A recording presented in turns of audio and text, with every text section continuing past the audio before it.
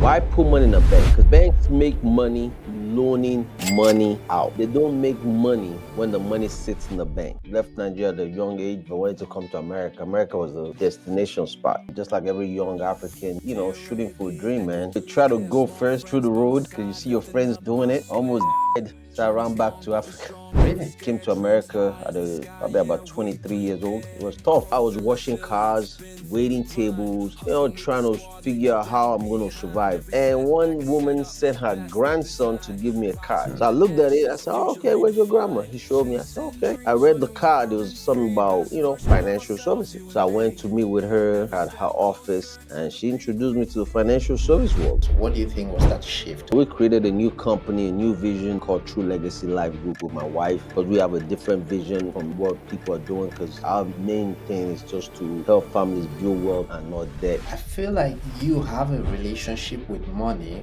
which lots of people do not have. Money listens. You work for your money. Don't you work hard for your money? Yeah, of course, very, very hard. Exactly. Money is your slave, but most people don't understand it. You made a statement the other day. You said wealth is not what you make, it is what you keep. That changed my business life. Dear ARREYB. Dear ARREYB.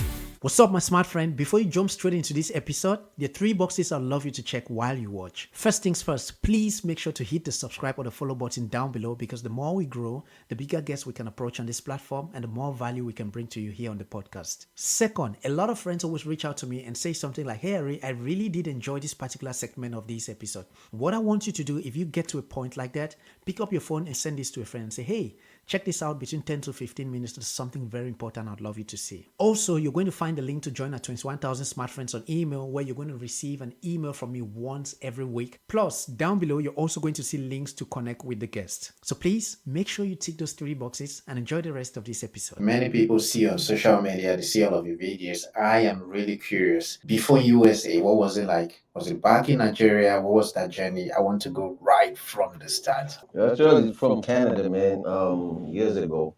But young, left Nigeria at a young age, very young, didn't know a whole lot. Just wanted to leave. I wanted to come to America. America was a destination spot. And just like every young African, just, shooting for a dream, man. Figure a way, try to go first, through the road, because you see your friends doing it. And you follow the crowd. Almost died. So I ran back to Africa. Ran back home, man. Ran back like, skinny as hell, because you try to get through. And then, found a way to get to, the destination. And then came to America at probably about 23 years old, Mm. and it was tough. It wasn't easy, man. Because coming here, you think, the roads are paved with gold and people give you all kind of stories about how people leave their car and you could take their car and, they just abandon it like, yo, I don't want this car anymore. They buy a new car. They put their refrigerator outside and you could, all kinds of nonsense lies they be telling you. People don't really, in America, somebody would just, they don't want their refrigerator anymore. They'll just put it out on the street and you could just take it and start lies, folks, lies. So if everybody's saying that they're lying to you, that it's not true. Don't believe that nonsense. So got here, man, reality hit because I realized quickly that, man, it's not as easy as everybody say it is. Hmm. And first, you need to also become legit in the country that you're in. Hmm. Because you got to find your ways to become a citizen, a green card, or whatever the case.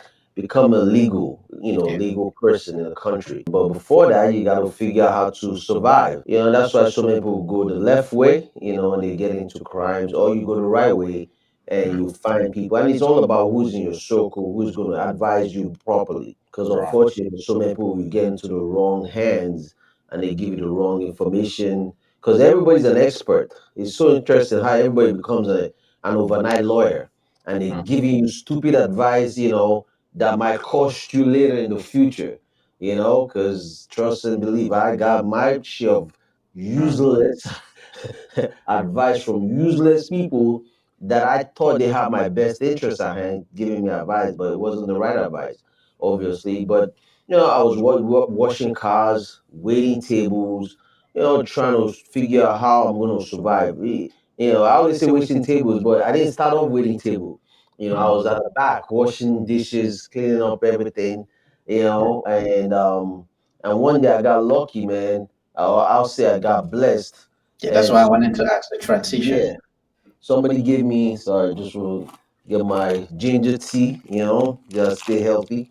Somebody gave me a business card Hmm. and introduced me to the financial service business. And it happened, it was interesting because I was that day, that's why you always follow your blessing. That day I was washing dishes at the back Mhm. and somebody didn't show up to work, they were short staffed. And all Yeah. of a sudden, because working in a restaurant and this was a fast food joint, for whatever reason, so many people didn't come to work that day, and for whatever it is, it became a busy day. So they're Hmm. like, "Dude, can you come put on an apron and come and serve?" I'm like, "Oh yeah, say less," because I've been seeing the people collect tips. I'm like, Hmm. "Yeah, I want to come do that," and that's how I just got in, and I started waiting tables, smiling, just serving, all excited. People didn't understand why I was excited. I was excited because I'm about to get some tips. Because when you're watching,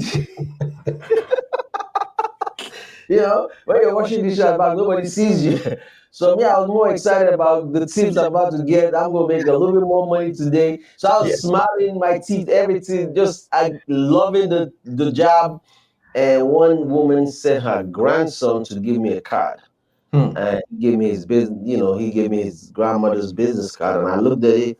He was like probably 6 or 7 years old. He said, "My grandma said I should give you this." So I looked at it. I said, "Oh, okay, where's your grandma?" He showed me. I said, "Okay."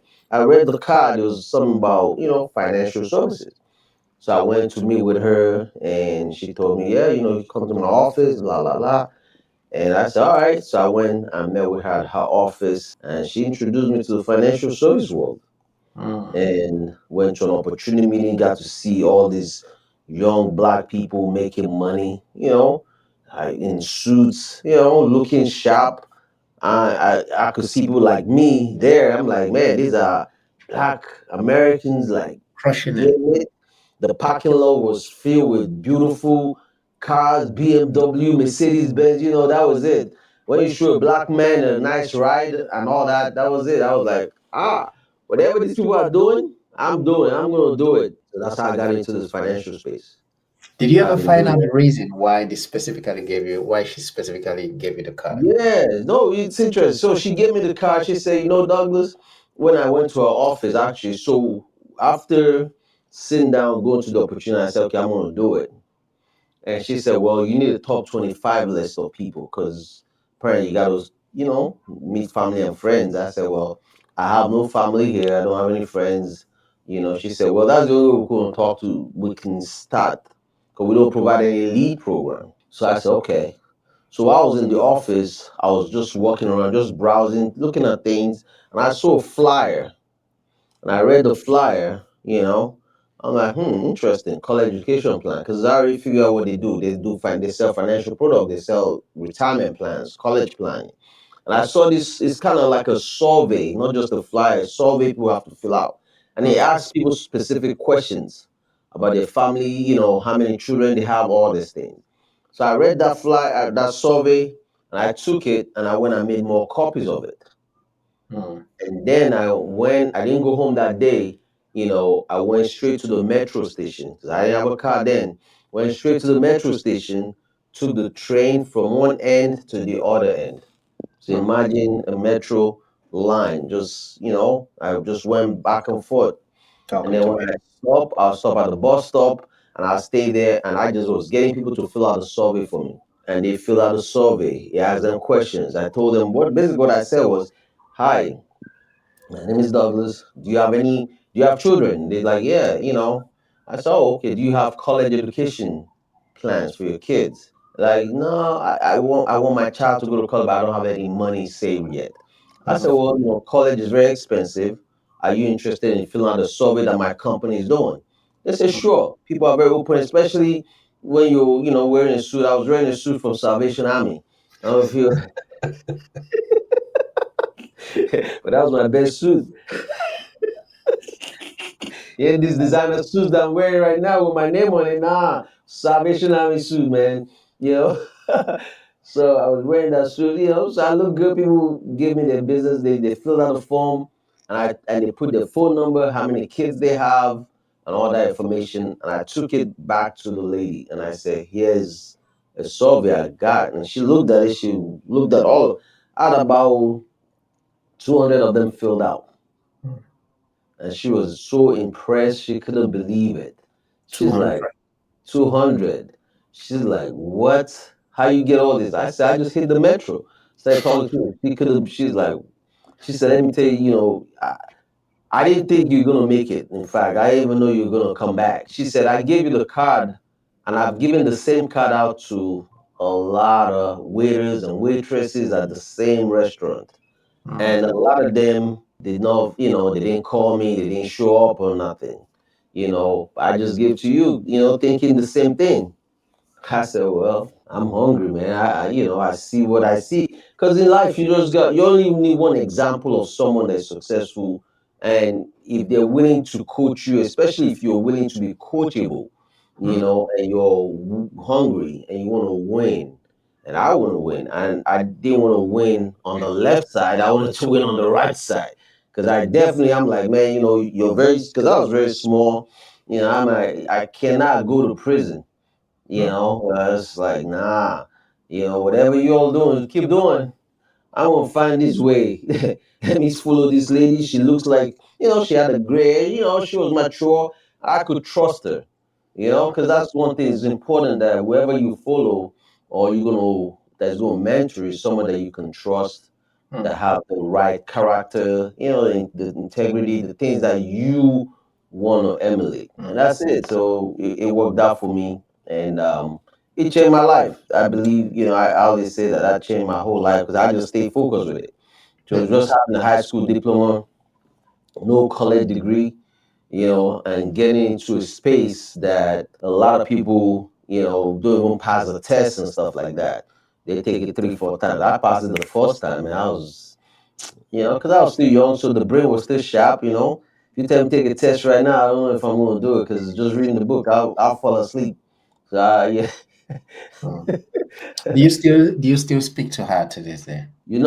I don't actually. The last time I saw her was about probably, I'll say 10 years ago at a restaurant. She's no longer in the industry. She was a school teacher and she was older than back then.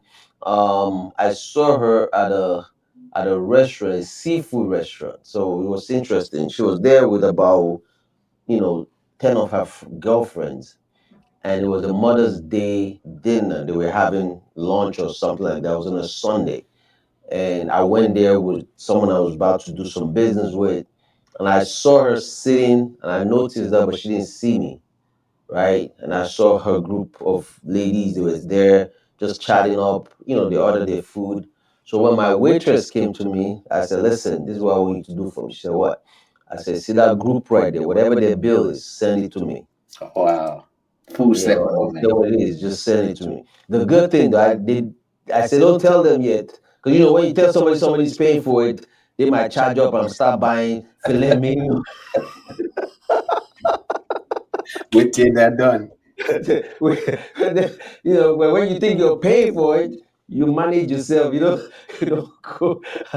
So she sent them, she told so after they finished eating and they wanted the bill, she sent me the bill, I paid it. And then she told them, then I went up to the table and I said, listen, so I had to introduce myself to everybody. She saw me, she was shocked. I said, listen, I took care of it because of this woman. If not for her, I wouldn't be here. So yeah, so it was cool. So that was the last time I saw her. I haven't seen her since. That's such a full circle moment. So if I think about full circle moment for me, long story short was I dropped out of school in my second year of the university, started at the time a blogging business per se, which because I was studying journalism and mass communication. But Mhm. 1 year later, I remember when I was doing it, my friends would write to me and they would keep saying, "Oh, you just dropped out of school," or they'll mock at me and the rest. But 2 years later, when I was going back to school, my fellow classmates were coming as interns, and I was literally signing their internship forms. So when I think about it, that's like a full circle moment for me. I was fly. Talk to me about the time where you made the transition from, let's say, got into the business. When do you make the transition to running your own thing, to now scaling up, to now building where you are? I want to make sure that I squeeze the juice out of the journey. That's right. No, no, that's good. So as I continue working in, actually work with the lady for about maybe 2 years with a company that she was affiliated with, and then she left. That company went under. They went out of business because whatever the owner was doing, the company shut down. So she left and went to another guy, and she brought me with her. So I went with her to that guy and everything, and we started working there. And from there, I just grew. But she didn't. I just started, sales, building, understanding the industry, just going. And that guy wasn't the greatest, and he could train, which was good, but he wasn't the greatest as character wise, integrity wise, and all that. So I had to finally leave that company and go work with a company that I became a part of for 20 years. And so I always say the first 5 years of my business, I didn't really understand the industry. I was just a sales guy just selling. But then the last part of the business, I just took it to a whole new level. So that particular company, I was with them for about 20 years. And from there, we did what? I became a part owner of that company because the owner was retiring, and then he put me and three other people together. See, it's one thing when you pick your partners, it's another thing when when you are put together like an arranged marriage. So everybody don't really know, you don't really know each other. So long story short, I decided, you know what? It's time to set up a company called True Legacy Life Group with my wife because we have a different vision from what people are doing. Because our main thing is just to help families build wealth and not debt. So we created a new company, a new vision, and just so I left the other organization and walked away from it and just rolled out. And but other than that, just understanding the industry was key for me because I needed to know how the wealthy in America operate. Because America is a different animal from every other country out there. They're not like everyone else. Because this is the country that was colonized by the British, right? The British colonized them, and they said, you know what? Get the heck out of here. We will handle our stuff our way. They even changed the English language. Mm. That's how powerful America said. We ain't using the British English. We're gonna create our own English. So that's a different mindset, and that's what America did. And they, the world power. I mean, they're strong financially and everything. So I'm like, I needed to understand the financial system of this country, especially if I'm in the financial space. You've just talked about the first 5 years of the business. You said you kind of were learning the industry Yeah. and the rest of the years. So what do you think was that shift? What was that line where things started to open up for you? Yeah, so being in the financial service industry, I always tell people at the end of the day, everybody's a salesperson. We're selling. We're selling. Lawyers are salespeople because you might see a lawyer. Oh, he's a lawyer. He's a salesperson. He's selling you that he's going to get you. He's going to win a case for you. Yeah, It's yeah, out really of trouble. right. Doctors are selling because they want to sell you on that surgery you're going to be doing. Everybody's a sales, just that they have different profession. That doesn't make them look like a salesperson, right? You go to the bank. The bank teller is a salesperson. She's selling you the bank product, but you call it a bank teller. You don't call. So the only time you think about salespeople, you think about a salesperson as a person who that's selling cars or financial product. Oh, those are salespeople. No, everyone is a salesperson. So first few years I was selling, and I was very good at selling because sales you could sell anything. If you know how to talk and you know what to do, you could sell, right? Because at the end of the day, sales is based on emotion. And people buy based on emotion, and then they later regret why they bought what they bought.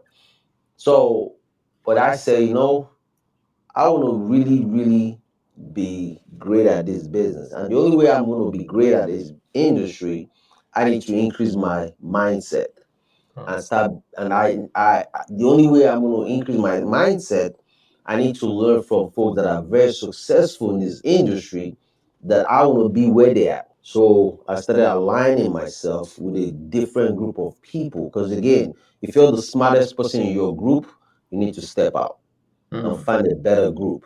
And I wanted to find a group of people that are not just selling. And because they're not selling, they're educating clients on a higher level, and they're making tremendous amount of income. Because while I'm selling, just killing, I mean, what eating what I kill, and every day I gotta sell, and it's tough when you sell because people could see that you're just selling them.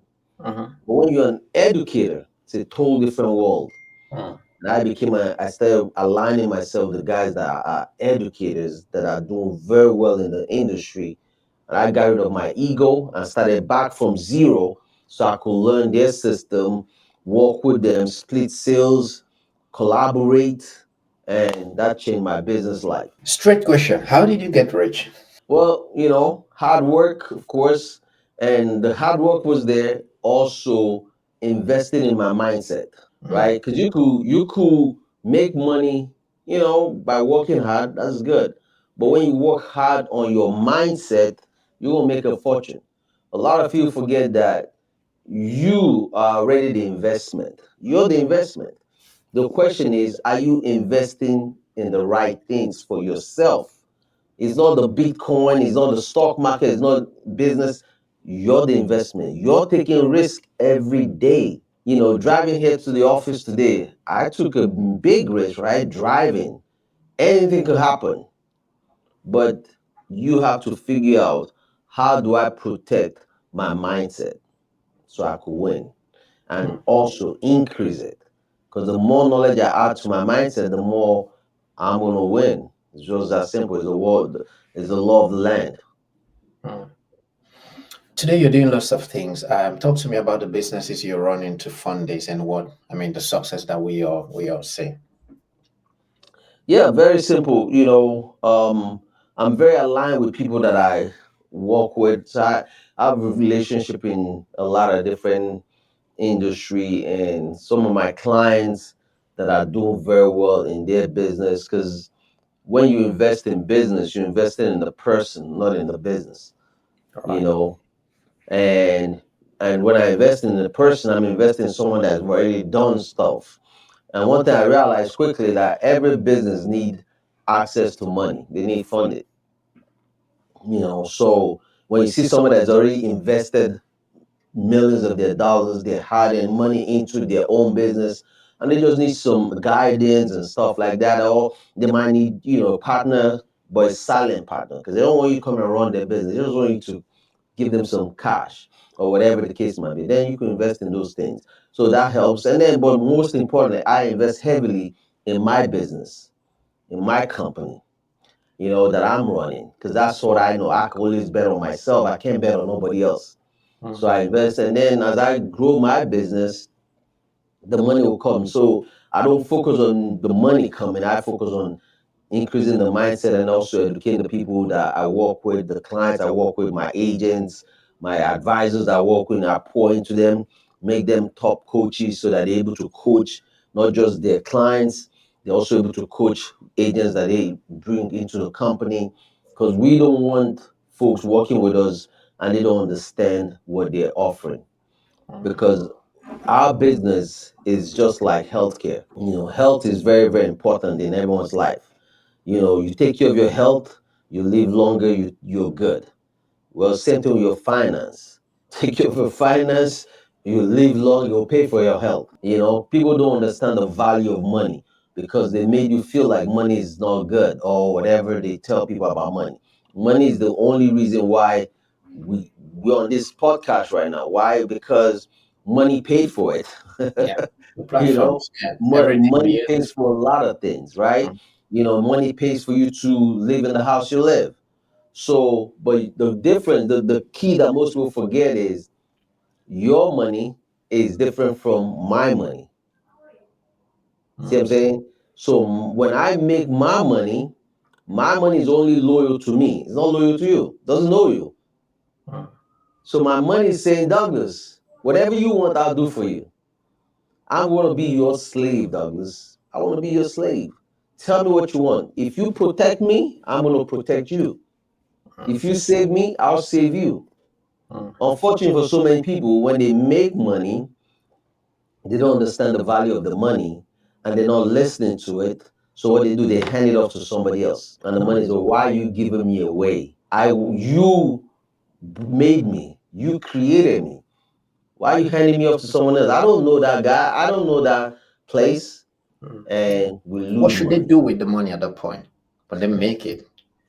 Well, this is why I love America, man, because America has figured this whole thing out. And, because people hit me up from a lot of countries and want to, because they hear me talk a lot about casual life insurance.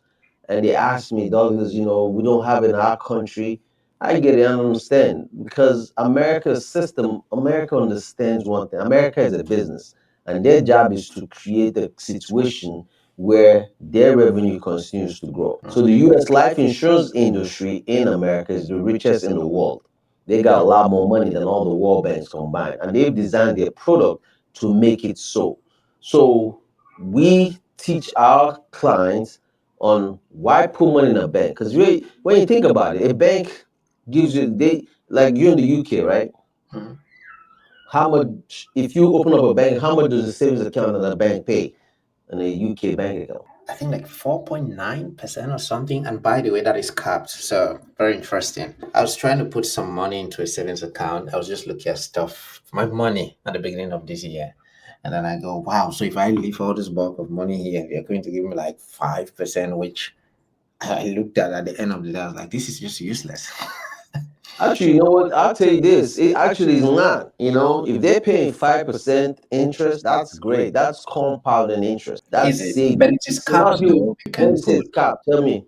I've forgotten the exact rule, but for example, above £20,000, your profit starts to reduce. For example, if you have between £0 to £20,000, you can make about 5%, which I think is a Okay. 5% something. But I calculated that amounted to about 400, £500 a year. Okay, And but then once you start above of getting that, above, yes, your profit, the amount of money you can make in savings starts to reduce. So at okay, the end of I the day, get it's it. like you're being punished for putting more money And in the I'll tell bank. you what, I'll tell you why they do that. Right. Banks make money loaning money out. They don't make money when the money sits in the bank. So every time you make a dollar, I'll speak about America. Every time you make a dollar here in America, and you take that dollar and you put it in a bank, the bank has every right to take your $1 and loan it to 7 to 10 different people Hmm.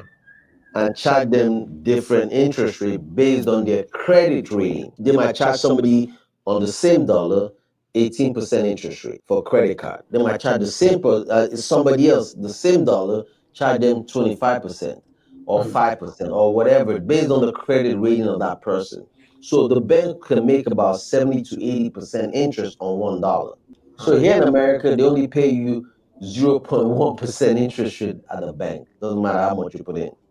0.1, so it's very low. Which is why I say use you guys is good. Now they have now they have other banks. They have other banks that pay what they call high yield interest. On a savings. So they might pay you a 4% interest, high yield interest. So that's cool.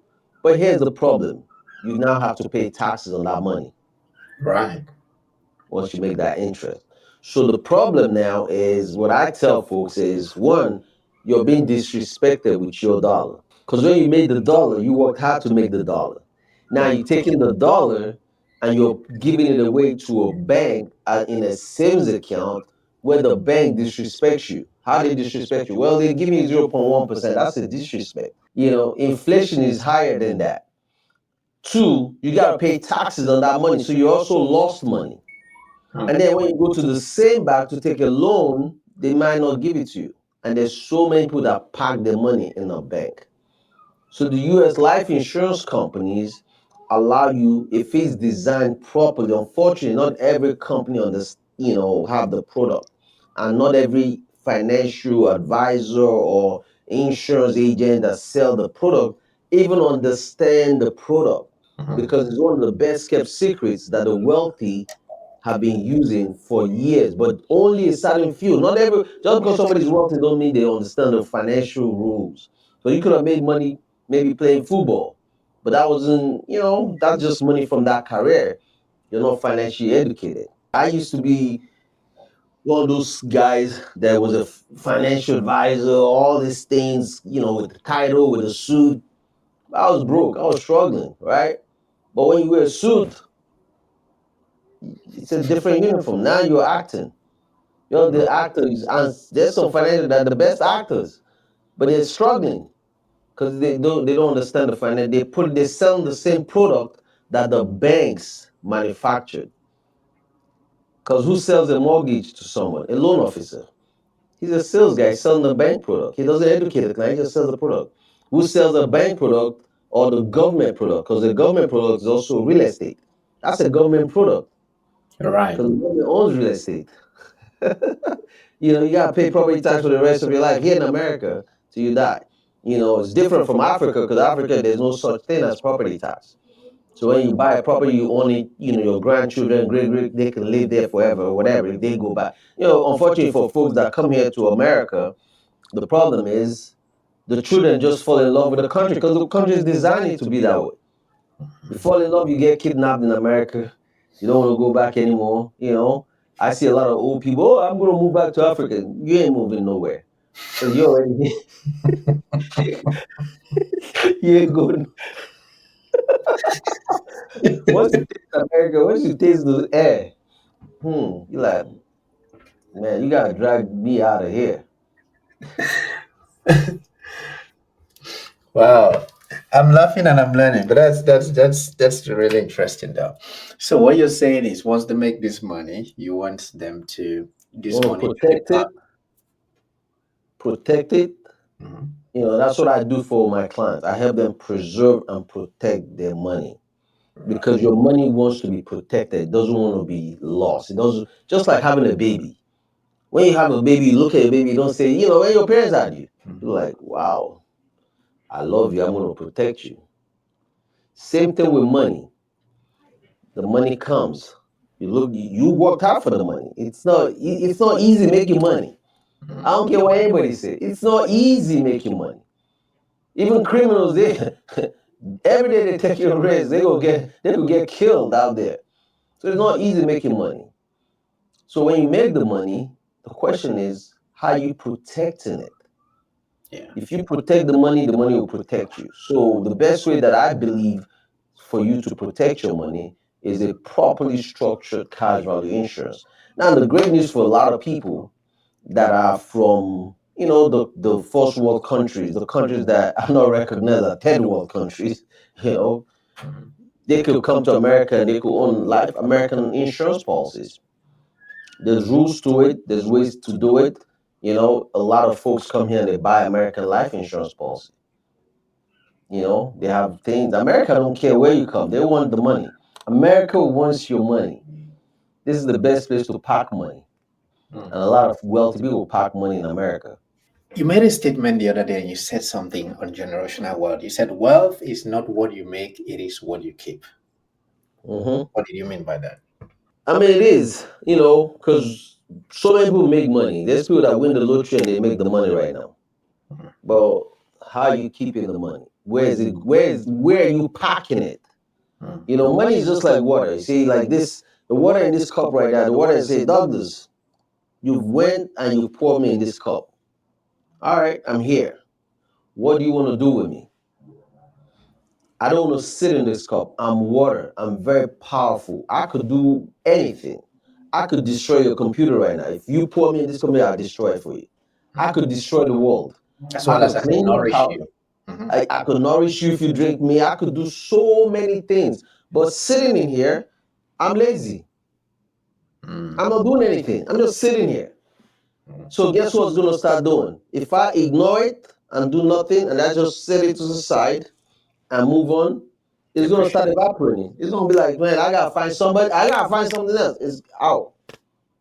Same thing with your money. When you make money and you park the money says, okay, I'm here. What do you want to do with me? So where I park my money is in a well-structured casual life insurance. Why? Because immediately, remember, the money said protect me, so I've protected it there.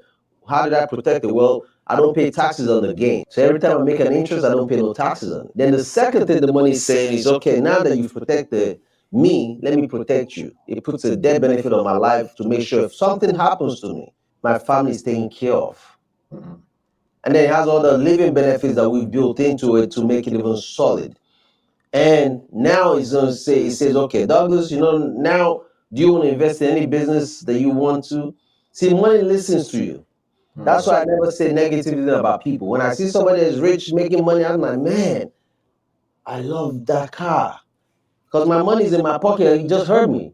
You just said, I just said, you said you love the car? I said, yeah, I'll get you a car. And it's gone. You know? And that's what it does. Because, people see my Rolls Royce Phantom and they're like, man, they see my mansion, they're like, because I said to my money, this is what I want. It said, okay, we need to plan towards it. And I started planning towards getting it. And guess what? The universe, God heard me and made it happen for me. From what I hear you say, I feel like you have a relationship with money which lots of people do not have. Talk to me about where does that come from? Because you kind of speak about money like he's here, like he's listening. Like, Money listens. You work for your money. Don't you work hard for your money? I do, of course, very, very hard. Exactly. It's you. Money is your slave. But most people don't understand it. Instead, they serve money. Instead of understanding that money is meant to work for you, right? And everything we do, unfortunately for so many people, they just hate on people. And when you hate on someone, just like someone that's trying to have a child, right? And you want to have a baby, but you hate on somebody else's child. Right. You It won't come. you talk bad about somebody's child. Well, the child in the store is like, I ain't coming out here. You a hitter. I don't want to be around you. So that you never give birth because you're full of hate. So if you're hating on someone that worked hard for their money to make their money, and you're hating on them, guess what? Money's like, I don't want to ever come around this person because they're haters. They hate so much. They're not going to do anything useful for me because money is meant for you to use to help others that are willing to be helped, and also because money does a lot. Because without money, I wouldn't be wearing this suit. I mean, did I go to the store and smile at the guy and they made me a suit? No. Did I go to the Apple store and smile at Apple? Give me a phone. No. They say how much you saw the price tag and you brought money and paid for it. So I don't understand why people don't understand the value of what the money they have. If you don't like money, then guess what? Stop working. Go live in a hut somewhere. Where there's no money, you don't need money to do nothing. That's what it is. Some people like it, some people don't. That's their business. One thing I do know, I can't take it with me Right. when I leave. So right now I gotta enjoy every bit of it because that's the currency. Now if they change the currency to, we gotta trade with Bitcoin or whatever the case might be, then we start. That's the new currency. As of today, the currency that I'm familiar with is the US dollar for currency. That's what I know. I don't know any other currency right now. Now, if I go to another country, then I know their country, their currency. Then I'm going to take the time and learn their financial system. You wrote a book, Creating Generational Wealth, and then later on, at which I presume they're very connected, Preserving Generational Wealth. Now, what is the difference between creating and preserving? So before I wrote the book, I kept hearing people talk about creating generational wealth, creating generational wealth. And I started asking questions. They're like, yeah, all these rich families, they've created generational wealth. Families after families like Walt Disney, Walmart, Johnson and Johnson, all this family, the Hens Catch Up family, because those are their last names. Yeah. I'm like, I know a lot of wealthy black people from Africa that created generational wealth, but the wealth dies when the person dies. How come they don't have anything, their names? I don't hear about this family anymore. But they were very rich. Now all you see, you might hear their name, but there is no wealth with it. Just name based on history. Man, he was a great guy. But where's the wealth? Where are the children? Because I'm sure he had children, but the children are struggling. They're out there struggling. You can't even know. You don't even know who they are. But here in America, You not only do you hear the name, but you see what they left behind, and then their great grandchildren as billionaires. Some of them don't even have to pick up. They don't even have to work like you and I have to work hard. Yeah. They're just living their best life, traveling, enjoying them life, and flying on these private planes. And like, I'm looking at it, I see on the sky, I see a private plane. I'm like, man, I wonder who's that guy there. So they created generational wealth. So I say, you know what? I'm gonna stop listening to these people in this circle because they're in the same circle. They're saying the same thing. They're repeating the same thing. I gotta get away from them. Let me go find somebody that will give me the answer. Let me start researching the wealthy people in America. And I started researching wealthy families, and I realized, oh, they're not just starting a business because everybody says start a business, you're gonna create generational wealth. That's not all they did. They're not just buying real estate, buying a house. Oh, buy real estate and create. No, that's not all they did.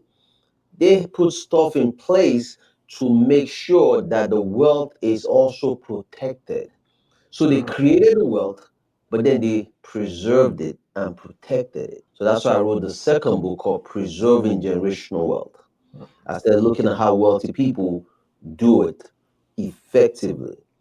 The ones that are in the know, especially the ones that are here in America, they understand the system. They took the time to learn. If you listen closely to a lot of wealthy families, especially the super wealthy, they have what they call a family office.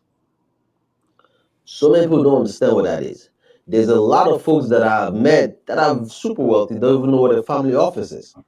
Okay. And what a family, huh? Never heard of it. Yeah. So, and most people haven't. And a family office is basically a wealthy person, like Elon Musk has one. Even Oprah Winfrey also has one. And again, it's all about people in the circle. All they're doing is basically saying, okay, I'm going to hire and pay them a salary, a real estate agent, an attorney, a financial advisor, a business valuation person. They have a team, but they work strictly for the family. They ain't working for nobody, just Elon Subject. Musk family. That's it. You don't go in, I'll pay you a salary. This is your whole mission in life till you retire is to make sure that we pay less taxes Mm. and our wealth is preserved for the children's children that's coming. And we buy the right businesses and the right companies that we're going to invest in. And that's what they do. And that sets them apart from everybody else that's out there. To someone who's listening to you right now and they at least want to kick off the journey, let's say that they've built some level of wealth. Well, maybe let's start first with creating. What are some quick things to do if someone wants to start creating generational wealth? And I know that those who are listening to this might be at different journeys. There might be somebody who has made their first 50K, there might be somebody who has made their first 5K. If you wanted to speak to people like that about creating wealth, and then secondly, start those who already have starting to preserve, what would be your answer to them? Well, do what I did, tap into someone that first of all that you've seen their track record that they're doing something that you want, meaning and that can properly guide you through the process, right? So I did the same thing. I found a coach that understood where I was looking to go, not giving me the same traditional conversation. So I coach a lot of families, I have clients from all over the country that come even outside of America that get with me and they get into my coaching classes and stuff. Because at the end of the day, it's all about, if you make 50,000, you have 50,000, that's great. But that's not where you stop because I can't teach you how to make money. That's why a lot of people, they want somebody to show them, oh, I want to make all this. Nobody can do that for you. I don't care who it. No one can help teach you how to make money. Can't happen.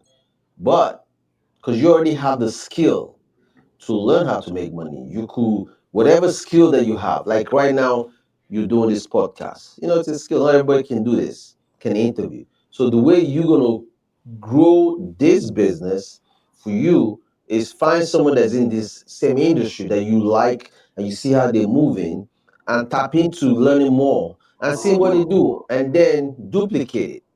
Mm. If you have to pay to be in their whatever they have going on to learn from them, you get in, you 1000%. invest in that because you're investing in your education.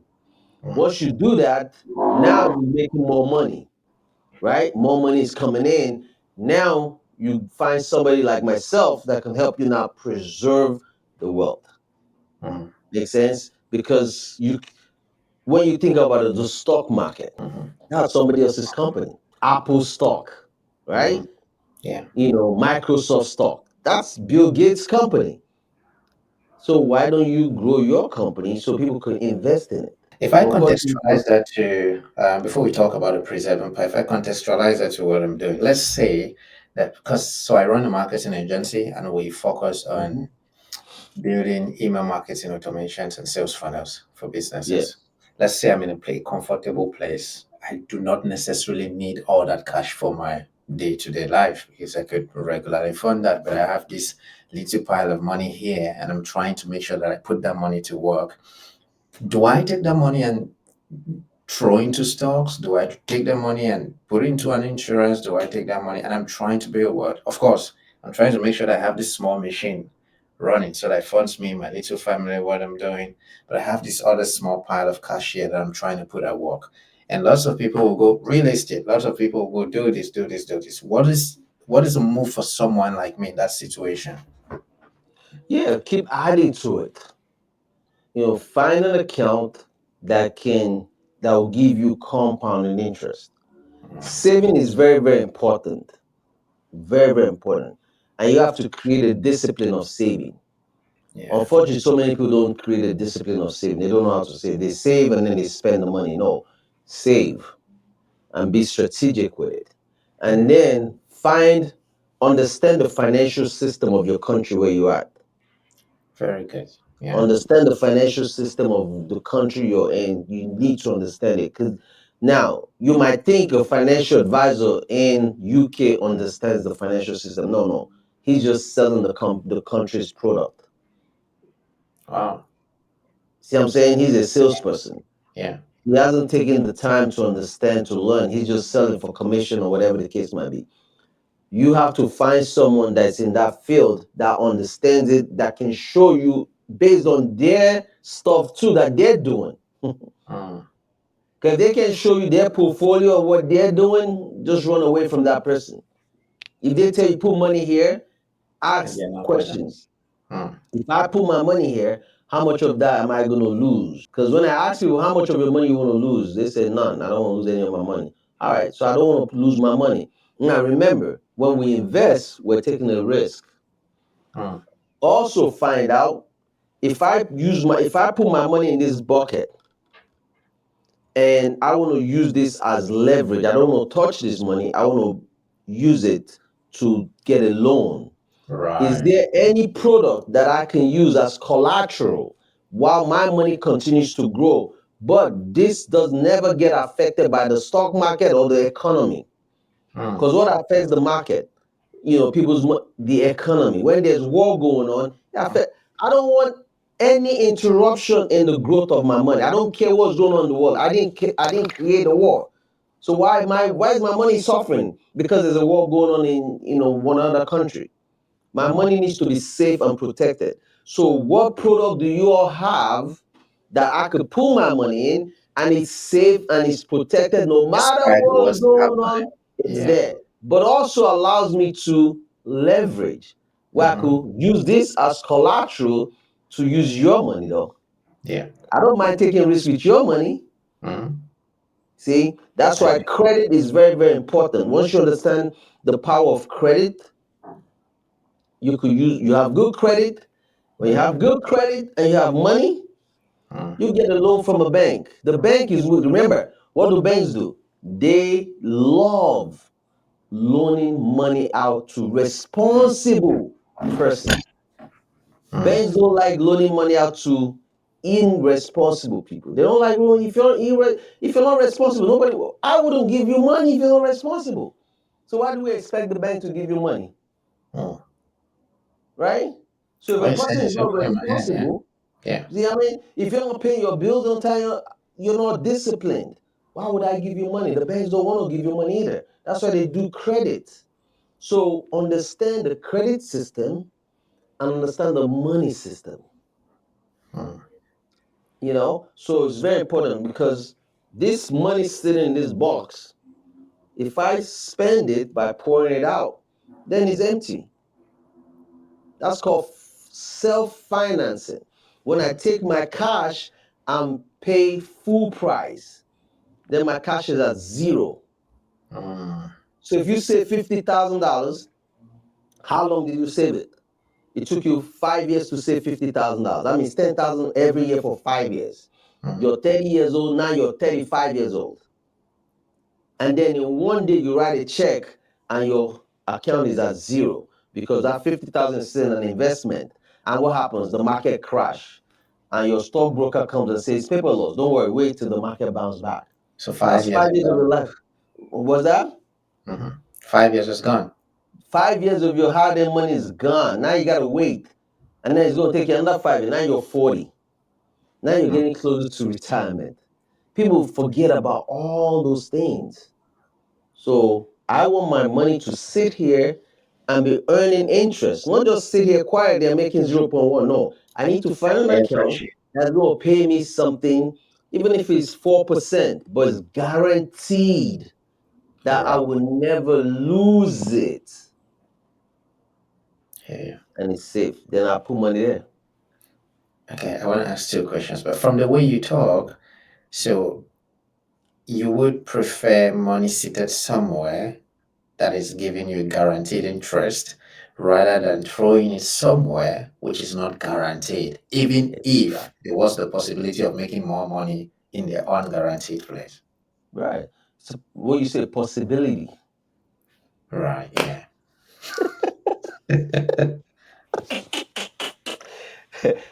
That's I why don't I want call to it, call him, but you know where that's the why I question call is it going. speculation. It's called the nice name for it is speculation.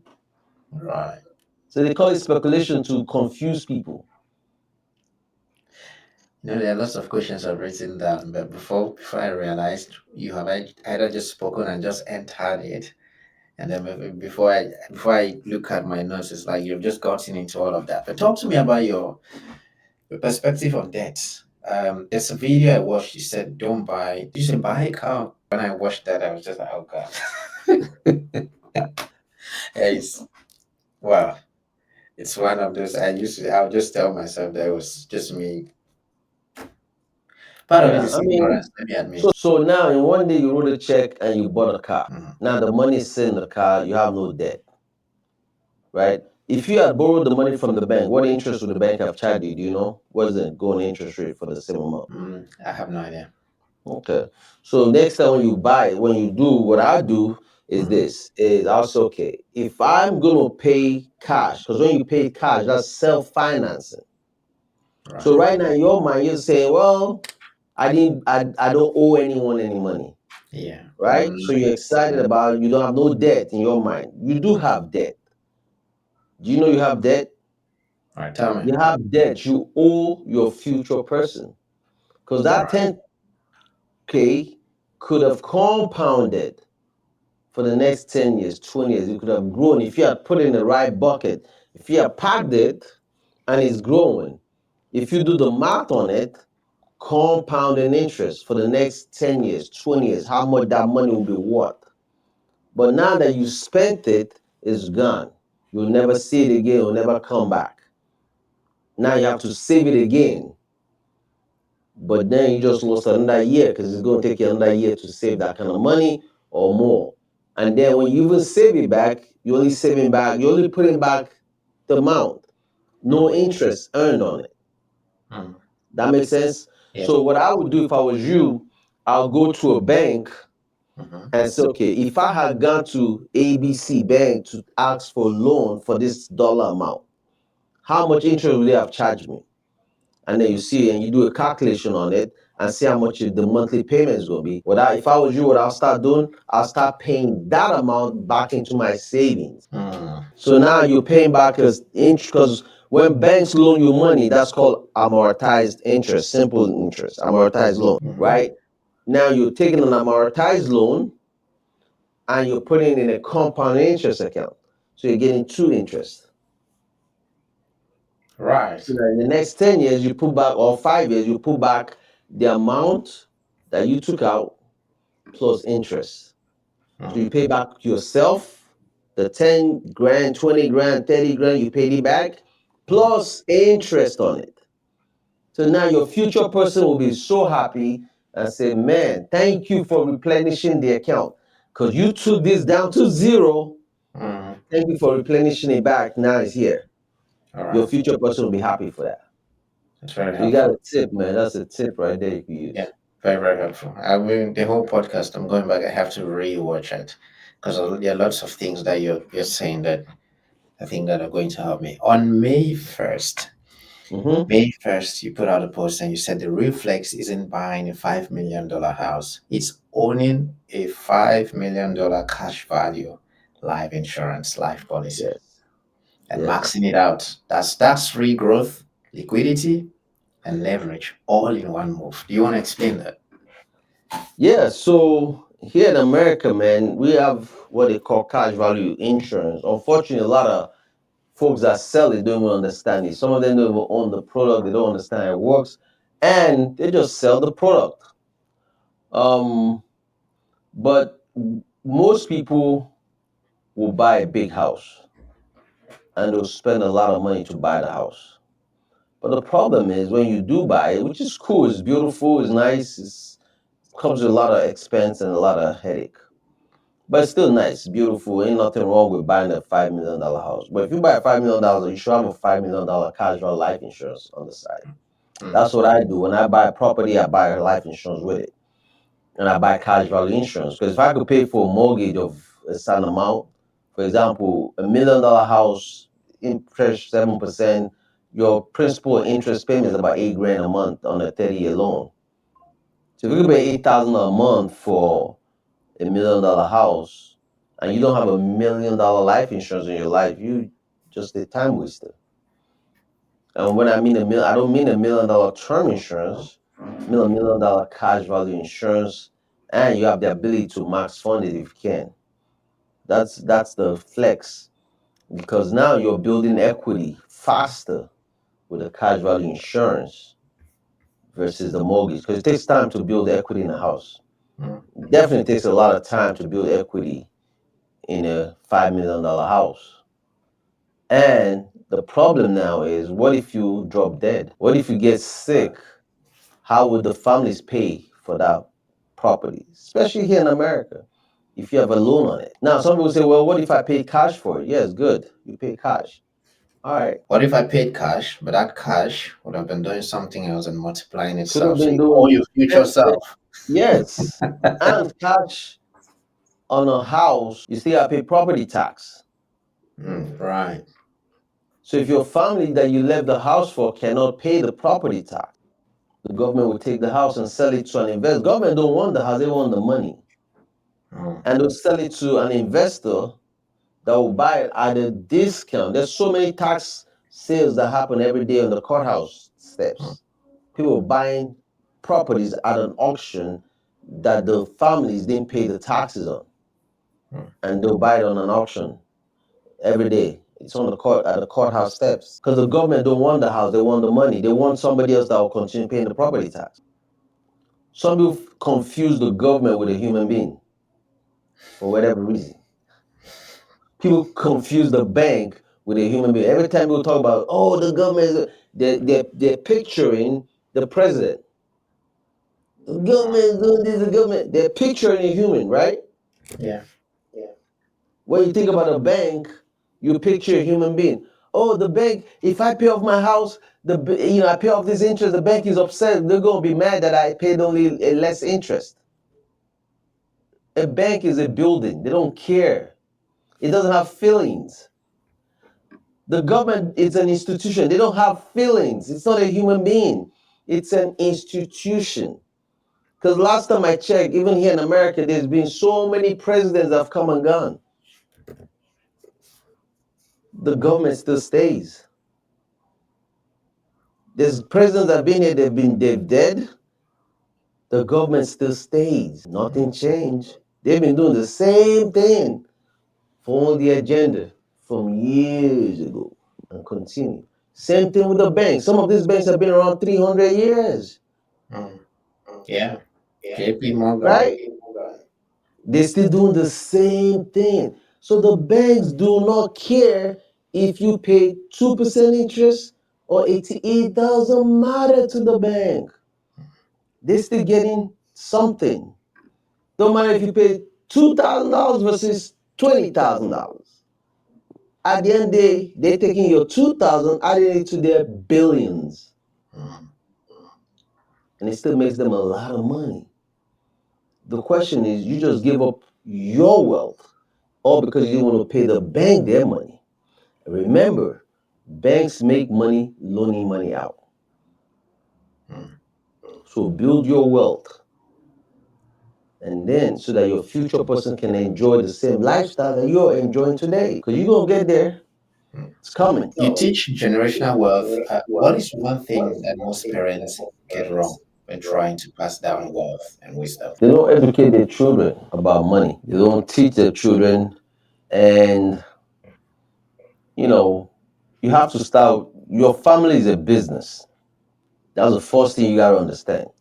Your family is a business. Like right now, if you're single, you're the president and the vice president of your family business.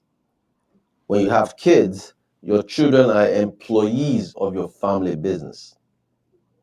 Now, if you single and you want to get married, as a guy, because I don't care what anyone says, the man is the head of the household. It's just that it's just started from ever is what it is.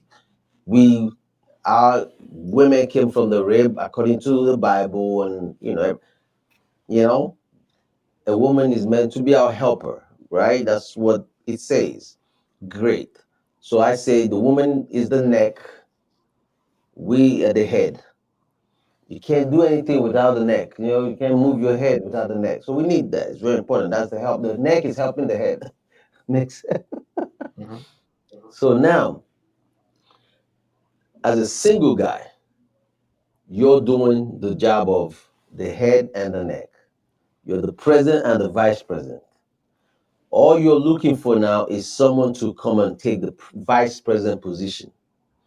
Unfortunately, for so many people, when they get married or they find somebody that they want to bring in as their vice president, and the ladies are looking for the head, the president of their family business. Unfortunately, again, for ladies, some of them marry the wrong person. You bring in the wrong head, and it doesn't fit tightly to you. You can't fit. You've done those sports where you try to put it, and it's like it doesn't fit. It might fit a little bit, but it's still, you know what I mean? Same thing with you got to find the right vice president and the right president to continue the vision. And then once you're aligned correctly, then you could train the children because they're the employees. You have to teach them the culture of the family business. What is the vision? What's the goal of our family business moving forward? How do we manage money? Here's how much comes in. Here's how much goes out. How are we protecting it? So those are important. Unfortunately, people don't do those. Don't have those conversations.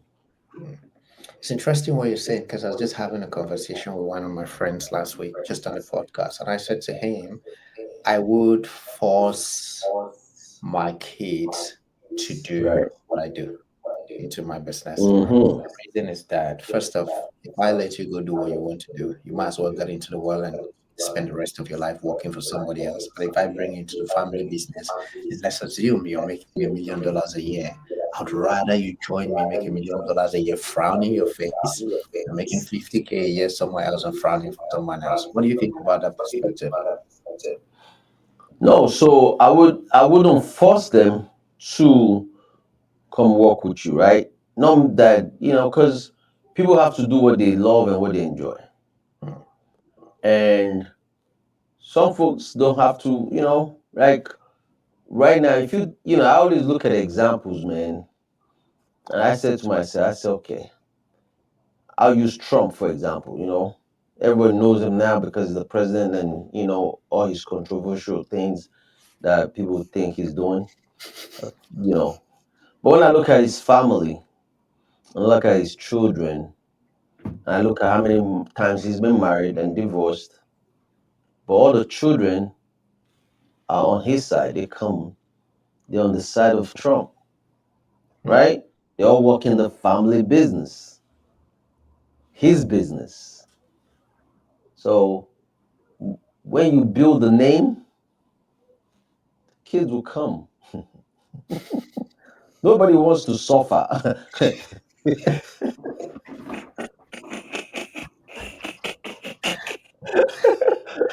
Agreed. Nobody wants to be punished. Nobody wants to suffer, man.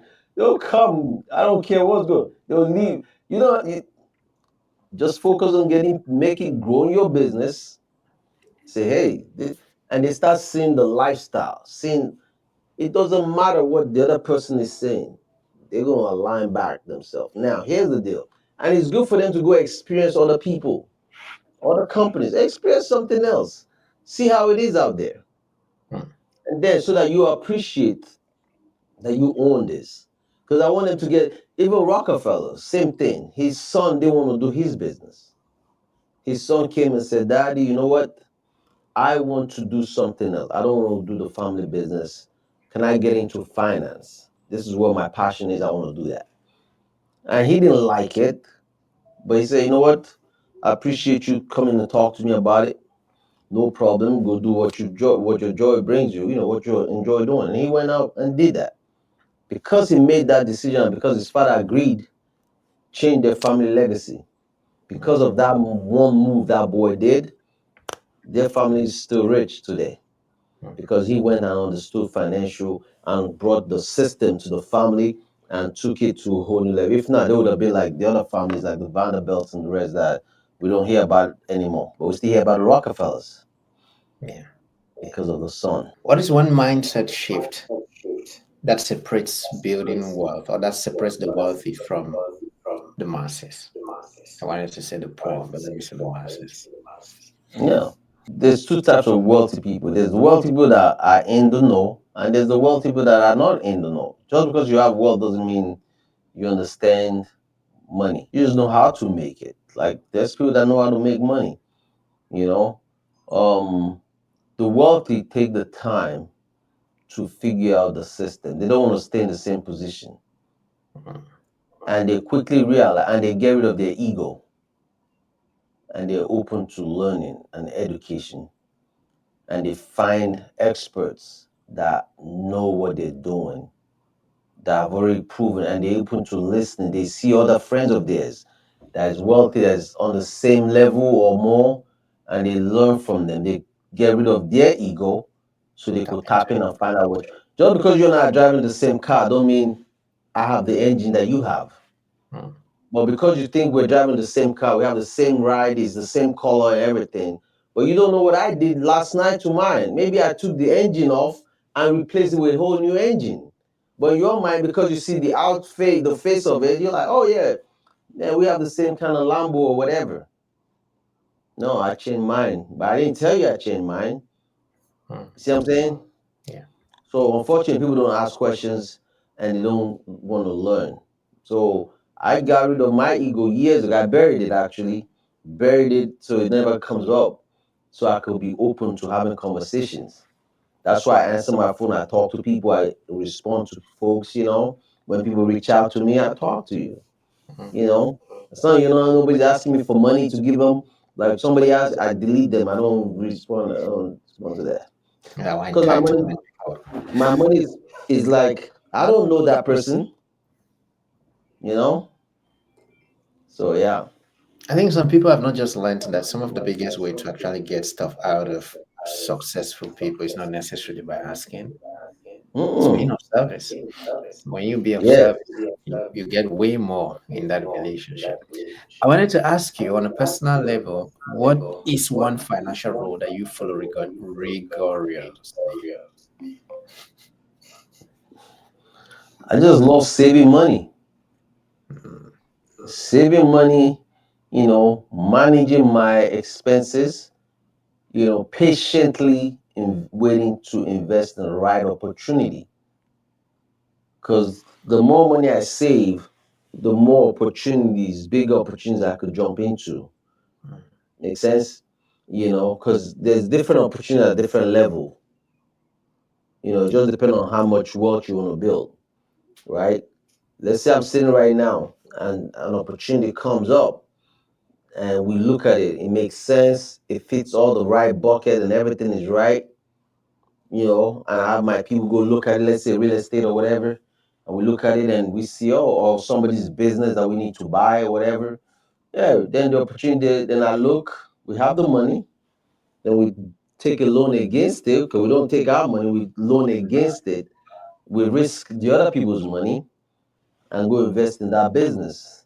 And then it gives us a return. We pay the person back and we keep the rest. I think if there's And one thing because that the loan, and because we're taking a loan to do it, it's tax free. We don't pay taxes on it because it's a right, loan. you might not know what you've just done to my brain right now, but I'm Yeah, taking that man. out of this podcast. Okay.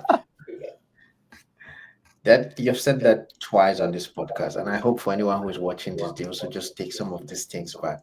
But that's just giving me a whole new perspective with some other things and projects that I've wanted to run. Because I've always been I'll be honest, I've always been the cash kind of guy.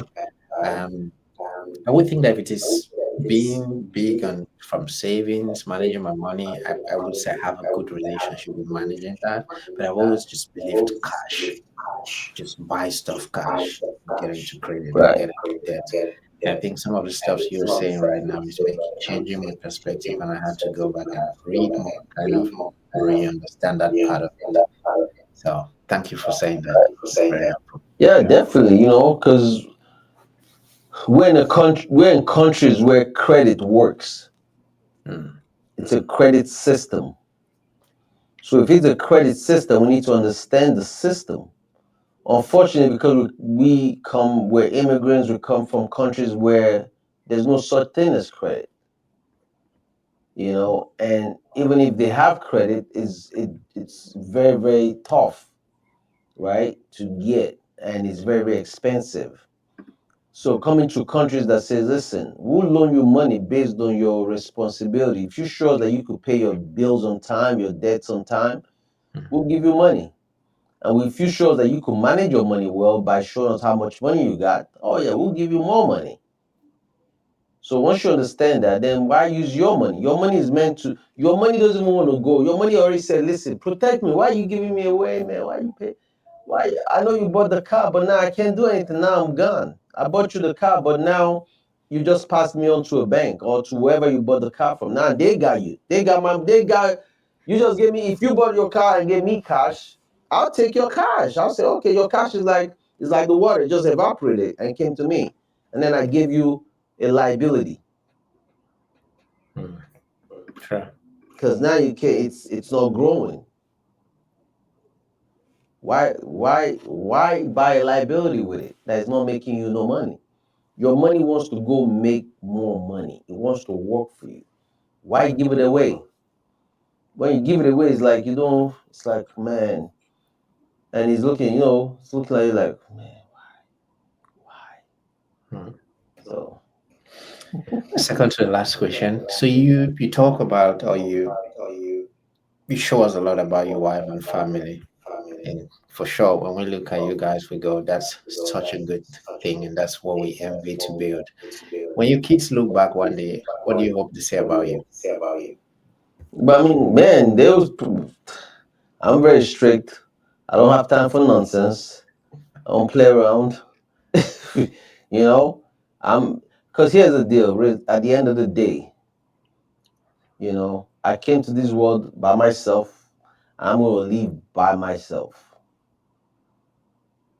Nobody's gonna stress me out because I can't have an early death because stress kills you quickly.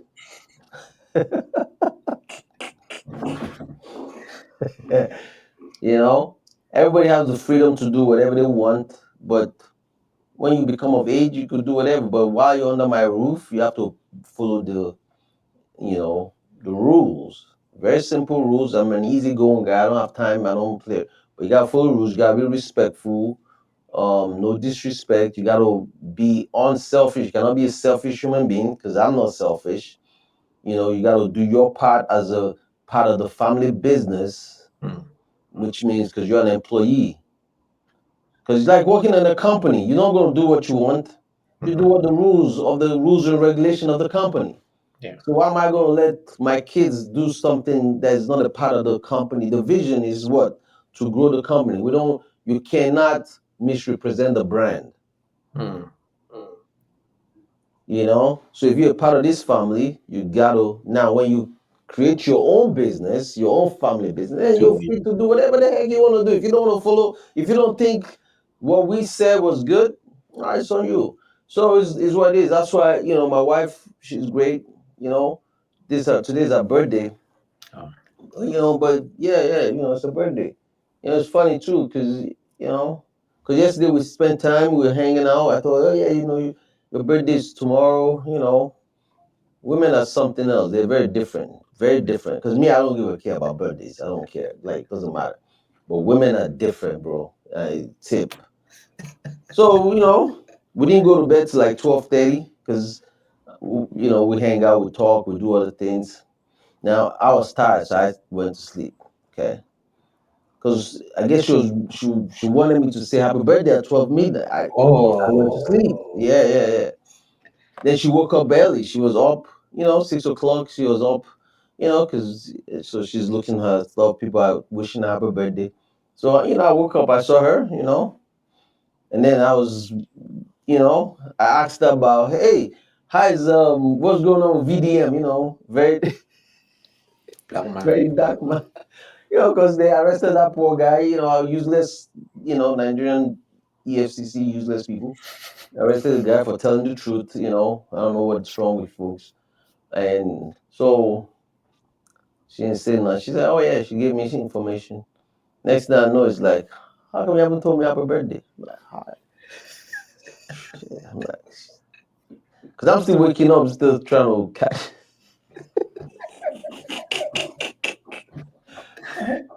I said, oh, um, now, bear in mind, yesterday I've already planned out today what we're gonna do.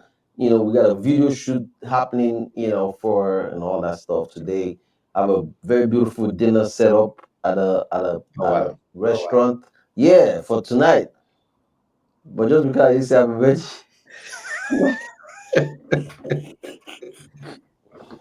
I had to win back. I say, so because some things are so important for women. Just have it. They're different. So just understand who your weight. That's all the question. You can't figure them out. Just take just know, okay, man, it's important. All right, sorry, apologize. Happy birthday. But it doesn't go well after they reminded you.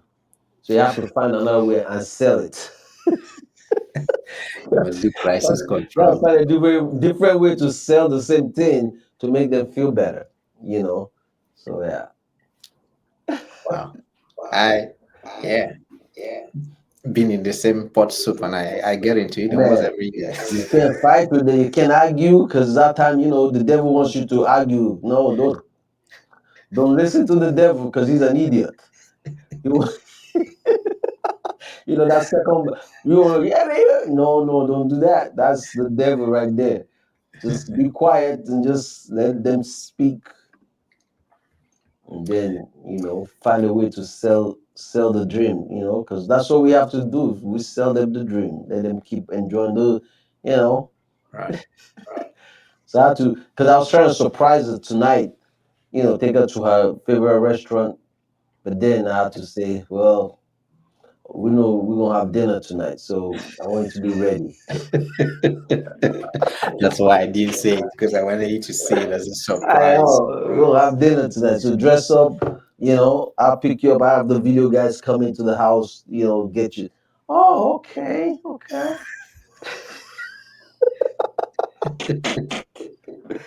Whoo! That's it. God help us.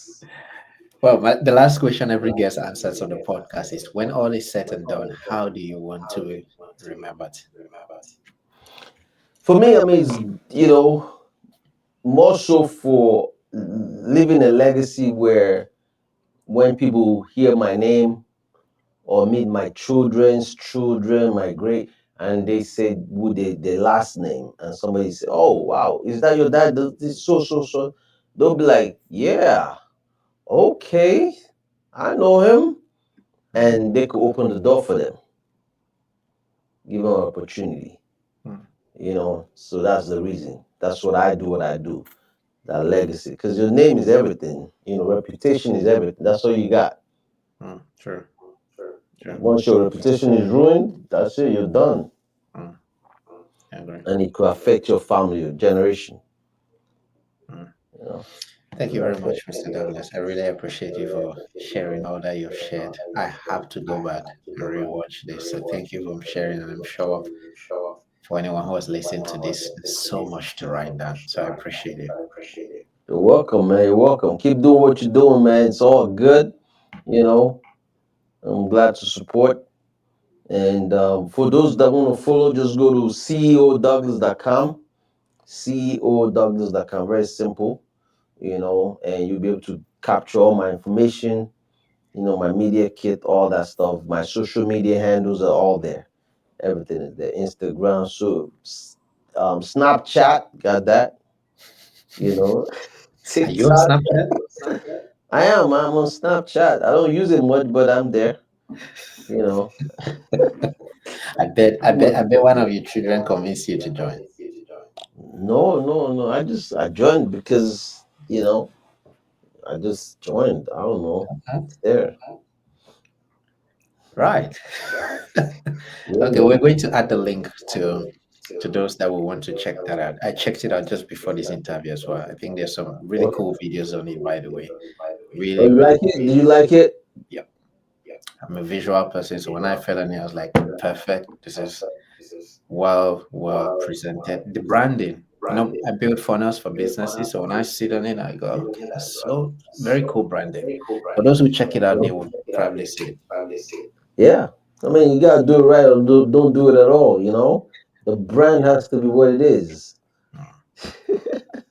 If you just enjoyed this episode, the chances are that you're going to enjoy other amazing episodes that we've recorded, so you can check that out somewhere around this video. Before you go, please make sure you check our 3 boxes. First things first, please make sure to hit the subscribe or the follow button down below, because the more we grow, the bigger guests we can approach on this platform and the more value we can bring to you here on the podcast. Second, a lot of friends always reach out to me and say something like, "Hey Arrey, I really did enjoy this particular segment of this episode." Pick up your phone and send this to a friend and say, "Hey, check this out between 10 to 15 minutes. There's something very important I'd love you to see." Number 3, please make sure to check out the links in the description for very helpful resources. So before you go, please make sure to tick those 3 boxes. Like I always say, my friends, cheers to many more years of shamelessly living and crazily excelling in passion and purpose. And I'll speak to you in the next episode. Dear